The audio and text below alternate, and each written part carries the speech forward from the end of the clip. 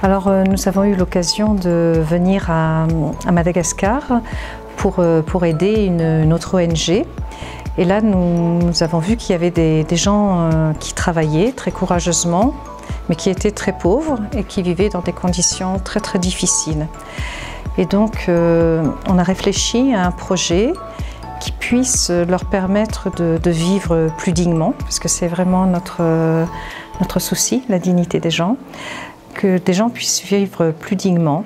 Rehefa natsony izy mivady ny fianakaviana maromaro, izay nitsidiany sy nanaovany fanadihadiana, dia nizarain'izy mivady taratasy fotsy, tsy misy soratra. Dia nitenenin'izy mivady hoe ataovy ao anatin'ireny mombamomba fianakaviana tsirairay. Dia amin'ny ankapobeny tsy feno ilay taratasy satria ny akamaroan'ny fianakaviana tsy nahay namaky teny sy manoratra. Dia ny asa voalohany nataon'ny association Yon Contigo zany dia ny alphabétisation. Dia mbola naveriny indray ny taratasy fotsy tamin'ny fianakaviana tsirairay hoe ataovy sary ao anatin'ireny indray hozy izy izay mba nofinofinareo ka tianareo tanteraka eo amin'ny fiainanareo mazava loatra fa trano no sary nataon'ny fianakaviana, izay no netombohan'ny village zany.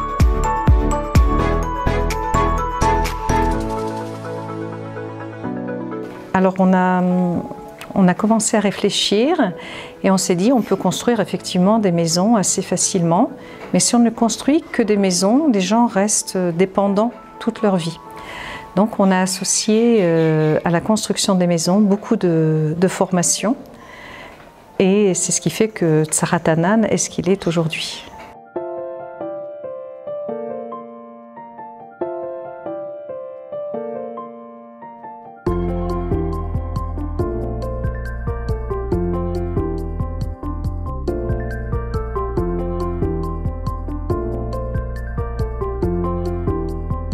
Produit chimique afaka tsy ampiasaina mihitsy fa eto aminay zao de bio, zany hoe zavatra tsy misy produit chimique mihitsy no atao.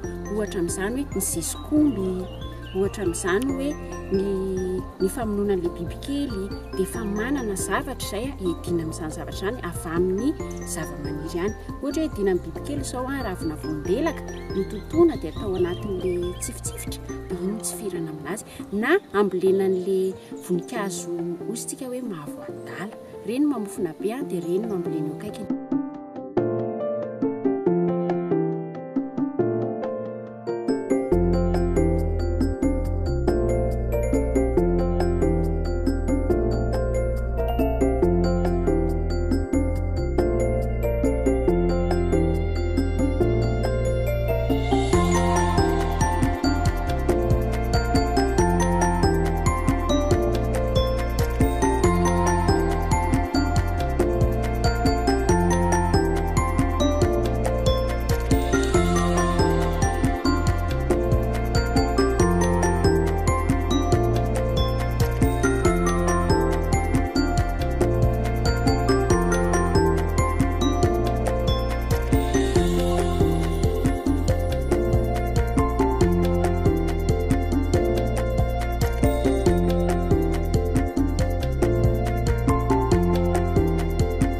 Misy dosy eto zao dia le rano maloto rehetra avy ao amin'ny dosy zany dia mandalo eto amin'ity filtre à planter ity, zany hoe diovin'le tsy hoe madio azo sotroina kosa aloha fa mba rano madio kokoa no manondraka le voankazo eto akaiky eto, satria elana amin'le le biby sy ny karazany, zany hoe mba tsy tonga dia hivantana be any amin'le voankazo le rano maloto fa mba efa voadidio.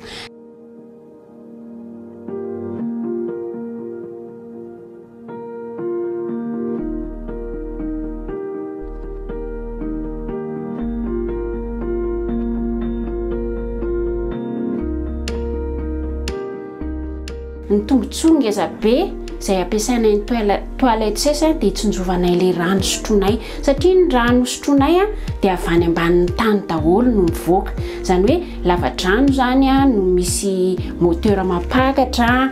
Dia rehefa ohatra ka hoe manao WC zahay ka mandavaka WC dia manao maloto dia any aoriana any mihaona ihany ilay rano madio fisotro sy ilay WC.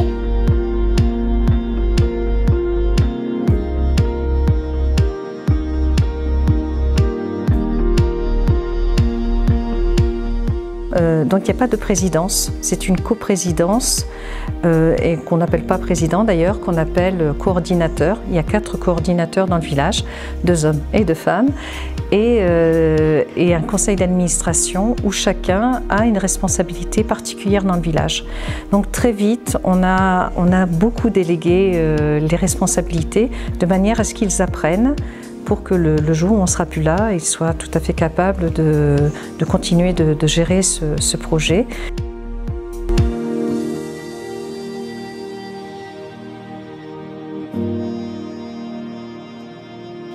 C'est pour ça que depuis l'année dernière, on organise ce qu'on appelle des transmissions.